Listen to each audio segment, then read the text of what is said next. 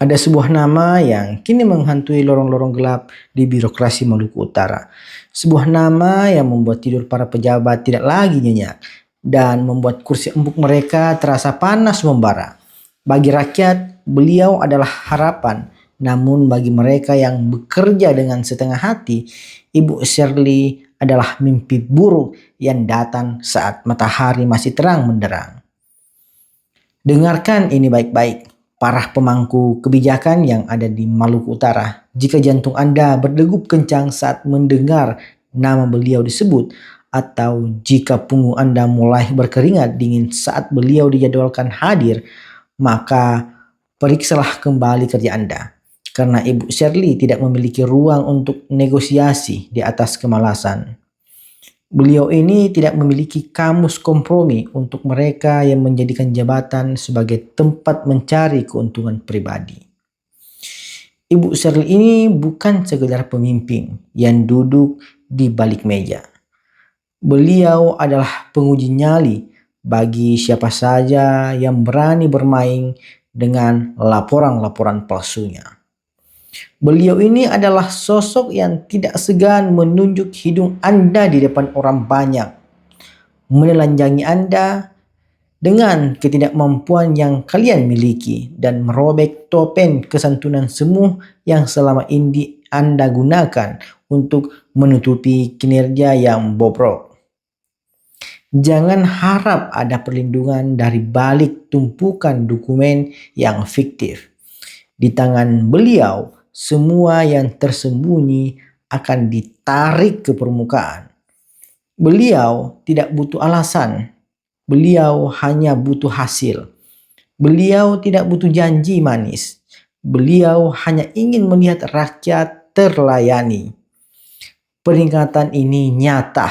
Berhentilah merasa aman dalam ketidakbenaran.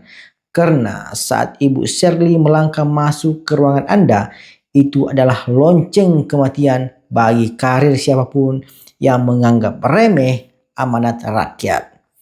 Pilihannya hanya satu, ubah cara Anda atau bersiaplah untuk dihempas oleh ketegasan yang tidak mengenal kata maaf. Era bersembunyi sudah berakhir. Sang mimpi buruk bagi para pejabat nakal telah tiba. Jadi, persiapkan diri Anda, para pejabat-pejabat nakal, untuk melihat apa yang terjadi ketika ketegasan bertemu dengan kelalaian. Jadi, untuk lebih lengkapnya, coba kita simak rekaman ini sampai tuntas dan lihatlah bagaimana Ibu Shirley bekerja menata yang bengkok dan menyingkirkan yang rapuh. Inilah saatnya kebenaran bicara. Nah, untuk itu, selamat menyaksikan hal tersebut. Tahun ini kasih target ya, nggak capai target saya ganti boleh nggak? Oke. Ini konversinya 100, 1 tahun cuma 50 ton. Nggak efektif koperasi ini. Bentar, sabar, jawab dulu. Pertama, pelabuhan ini tidak bisa dikatakan industri dan hilirisasi karena bentuknya sangat berantakan dan tidak profesional. Sudah lihat itu jalan jelek sekali, tolong diaspal. Lihat ya. Jadi coba direview dengan baik. Jangan gratis tapi tidak berkualitas. Karena ini mulainya bulan Mei, artinya diinfokan ke sekolah SMP itu bahwa anak-anak yang lulus SMP itu yang tidak mau melanjutkan ke SMA karena biaya, kasih tahu mereka untuk lanjut ke SMA karena nggak usah bayar. Dari data statistik itu ada sekitar 27% anak lulusan SMP itu tidak lanjut ke SMA di Maluku Utara karena biaya. Dipelajari di setiap sekolah tuh banyak sekali pungutan-pungutan yang tidak seharusnya. Jadi ketika ini gratis tidak boleh ada lagi pungutan. Kalau ada saya ganti kepala sekolahnya. Kepada semua kepala sekolah yang menghadir dalam Zoom hari ini dan juga dengan kepala dinas, mencatat lengkap administrasi itu tidak cukup. Mulai hari ini kita ubah pola pikir kita, yang diperlukan, yang penting adalah output oriented. Tidak penting administrasi lengkap kalau hasilnya tidak ada. Pak Kadis duduk berembuk dengan 403 kepala sekolah untuk bikin Jadi saya maunya BOS P-nya itu ada pagar-pagarnya. Berapa persen yang harus dialokasikan kepada OSIS, berapa persen yang harus dialokasikan kepada dana eskul, berapa persen yang harus dialokasikan dengan UKT, dan dari Dinas Kesehatan melakukan rutin cek berkala setiap bulan, memastikan standar yang ada di UKT itu terpenuhi dengan anggaran yang sudah dialokasikan, dan juga pastikan semua sekolah, terutama mereka yang muridnya di atas 500, yang atasnya 500 orang, lebih dari cukup untuk bisa membayar Telkomsat yang satu bulan cuma 1,5 juta. 1,5 juta satu tahun itu cuma 15 juta dari 2,9 miliar, lebih dari cukup. Dan dari 2,9 miliar UKT tidak ada obat, itu tidak bisa dimaafkan, Pak. Enggak apa-apa, memang tugas kita menyelesaikan masalah dan tugas kita musik. Pilih lagi enggak? Kesempatan yang berbahagia ini, Mario bersama-sama kita dengarkan dialog Gubernur Maluku Utara dengan petani desa Sumber Makmur. Berarti yang lain bagaimana dok? Berarti mau satu SP satu. Oke, boleh kalau begitu. Silakannya yang sendiri mau enggak? 1,5. Cuman kami kan jujur saja, kalau di dusun itu Bu, belum punya anggaran dana desa. Mana tuh kepala desa? Gitu. Bapak mau bayar enggak? Jadi izin Bu, kami selaku kepala desa Sumber Makmur ini sebetulnya sangat merepotkan. Dalam artian, kalau kita merekrut sesuai dengan masyarakat punya kebutuhan tadi itu, ibu sudah pusing. Enggak apa-apa, memang tugas kita menyelesaikan masalah dan tugas kita musik.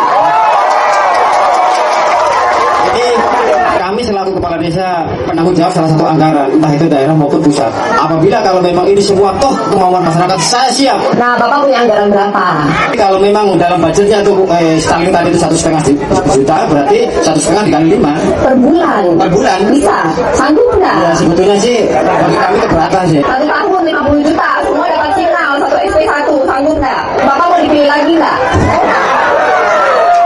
Sanggup ya? Sanggup. Bapaknya bilang sanggup, saya pasang, Bapak bayar 50 juta, sisa saya subsidi. Saksi semua warga desa. Ini kan Bapak mau pemeriksaan kan?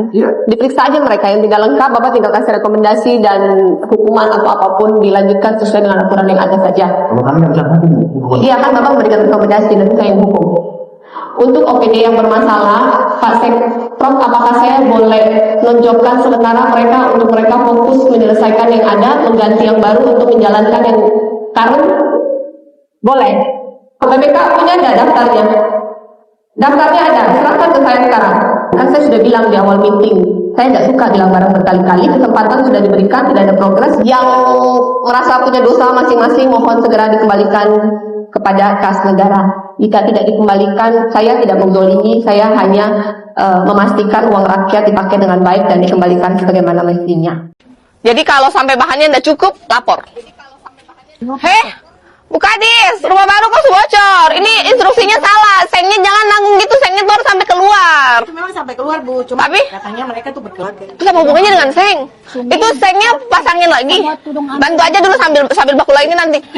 Awak itu sambungin dulu biar tuh liatin tuh. Ada apa paralon yang untuk air turun?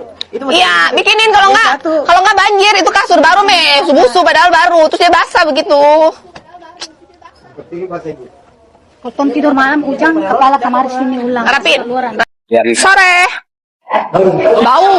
Oh, ikan cakalang. ABF-nya di mana? Berapa ton? ABF-nya berapa jam? Jadi 17 jam. Minus berapa?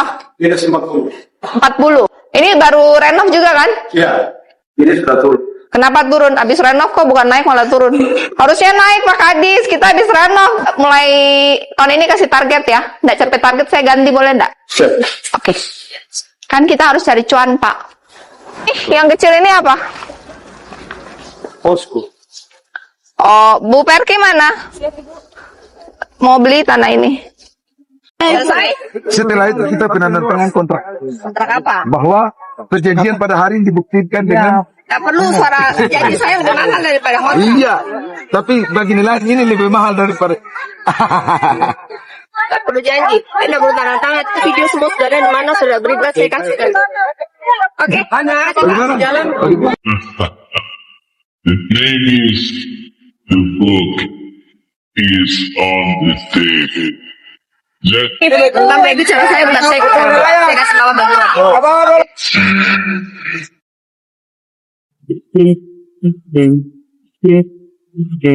merasa punya dosa masing-masing, mohon segera dikembalikan kepada kas negara. Jika tidak dikembalikan, saya tidak menzolimi, saya hanya memastikan uang rakyat dipakai dengan baik dan dikembalikan sebagaimana mestinya. Ini semua kebanyakan yang ada di sini sudah banyak umurnya, mungkin juga umurnya lebih dari saya dan sudah jauh lebih senior di birokrasi dibandingkan saya.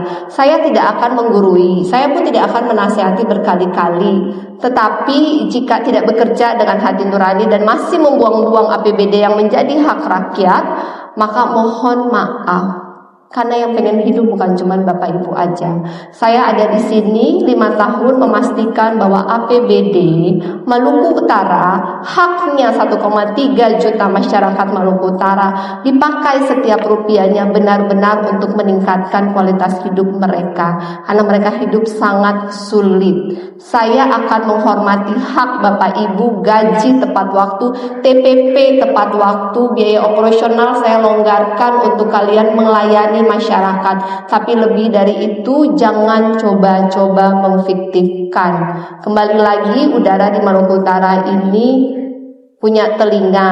Saya punya akses sosmed dan WhatsApp yang terbuka untuk siapapun yang bisa melaporkan. Saya pengen sekali tidak menonjolkan atau mengganti-ganti birokrasi ini. Tapi kemudian mohon bekerja sama dengan baik. Dosa di masa lalu segera bereskan yang memang menjadi haknya daerah. Saya tidak mungkin selama kalian sudah membayar kembali apa yang bukan hak kalian, kita bisa bekerja sama lagi. Yang tidak bisa mengembalikannya, mohon maaf, pada waktunya saya serahkan kepada APH. Boleh? Ya, terima kasih. Harapan saya ke depan kita bisa bekerja sama dengan baik, lebih dewasa, dengan hati nurani. Apa hak kalian, silahkan kalian ambil. Apa yang bukan hak kalian dan hak masyarakat, tolong dibantu untuk mengadministrasikan APBD ini dengan adil kepada memang siapa yang berhak. Pertama, tidak boleh video saya dengan jarak dekat, agak jauh, jadi rumah saya tidak benar di situ. Kedua, apa yang saya bilang itu yang kalian tulis, jangan kalian tambah-tambah bubu. Jangan maju. Kalau enggak, lain kali saya nggak mau digugah. Kasurnya aku kayak sudah lama begitu. Karena itu bocor dari pancoran itu dia menyuap. Bu Kadis, rumah baru kok bocor. Ini instruksinya salah. Sengnya jangan nanggung gitu. Sengnya tuh harus sampai keluar. Itu sengnya pasangin lagi. Bantu aja dulu sambil bakula ini nanti. Ambil semua. Itu sambungin dulu biar tuh liatin tuh. Ada apa paralon yang untuk air turun? Itu iya, bikinin kalau nggak banjir itu kasur baru busu padahal baru. Terus dia basah begitu. Seperti lu bahasa ini. Kalau tidur malam hujan kepala kamar sini ulang. Rapiin. Bapak, tugas Bapak itu. Ini kan tanggung jawab Bapak. Dan Bapak datang bisa lihat pakai mata kan, kalau itu dinding tidak diplester kan. Logika saja ketika Halmahera punya bisa plester, tidak mungkin Ternate dengan biaya berendah tidak bisa plester kan.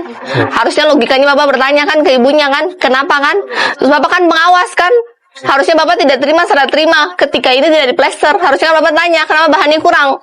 Kenapa tidak bertanya? RAB-nya ada plester terada? Ada plester bagian Depan saja? Di dalam sini tidak? ya. Harusnya sampai. Karena Halmahera rumah yang saya kunjungi semua plester di dalam. Bagaimana di Ternate tidak bisa plester di dalam? Saya tahu semua dalam. Secara RAB itu cukup. Mau saya yang belah itu RAB. Semen pipannya itu. Saya balik lagi minggu depan sebelum bulan puasa itu harus paralon pasang, seng pasang sampai keluar, tidak boleh bocor lagi. Ya, kasih nomor telepon kasih nomor telepon kamu ke ibu ini. Kalau 1 minggu dari sekarang belum selesai, langsung WhatsApp lapor ke saya langsung. Oke? Bapak coba bayangkan kalau Bapak posisi ibu itu. Bapak tuh harusnya bersyukur Bapak posisi di Bapak. Ketika Bapak dikasih posisi Bapak, tugas Bapak itu membantu mereka yang kurang. Bukan Bapak cuek saja. Saya memberikan apresiasi TNI sudah membantu rumah ini. Kedua, bahan yang kurang nanti dari Perkim yang akan bantu untuk selesaikan. Pastikan, dia orang yang baru. Pastikan ini di plester, paralon dipasang, tidak boleh bocor. Dan hitungan saya kan harusnya sudah selesai sampai plester dan tidak bocor. Tapi karena bahan kurang, akhirnya kan tidak plester dan bocor. Dan kalau saya tidak turun di lapangan ini, tidak ada yang tahu. Akhirnya rumah mereka tidak jadi. Sudah, yang penting ini di plester dan tidak bocor. Selesai. Oke. Ya kenapa tadi jawab iya? Kalian tuh belajar ketika dikasih kesempatan untuk berpendapat. Kalau kalian sendiri tidak bisa menjaga hak kalian, tuh siapa yang mau jaga? Oke. Kemudian ukur ulang tanah ini ukuran berapa? Tanah ini bukan 1000 meter persegi.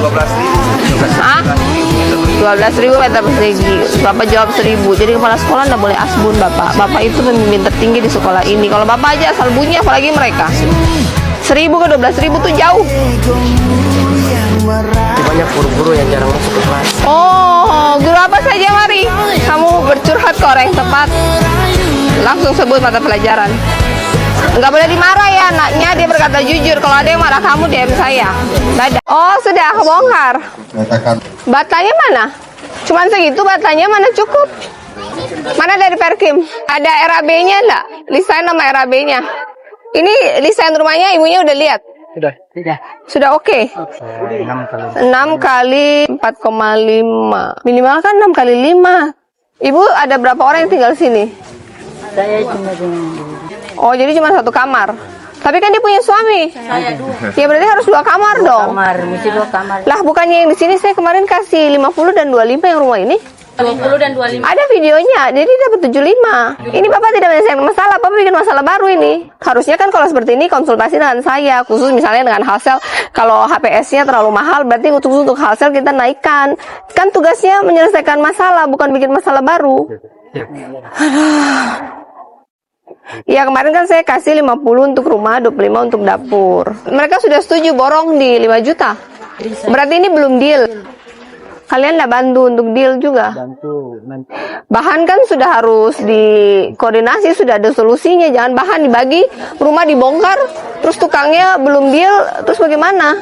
Pokoknya biaya tukang itu 10%-nya. Ya udah sekarang dia kembali ke 75, biaya tukangnya 10%, 7,5. Duduk dengan tukang, gambarnya, bahas semua deal, tanda tangan kontrak di atas meterai sudah oke, baru bongkar. Itu SOP berlaku untuk semua rumah. Jangan kalian bongkar, tukang nggak ada, dia dari punya rumah walaupun cuman kayu, akhirnya dia nggak punya rumah, kalian mangkrakin. Kerja tuntas, bukan cuman foto lalu kirim ke saya. Ya, kawal.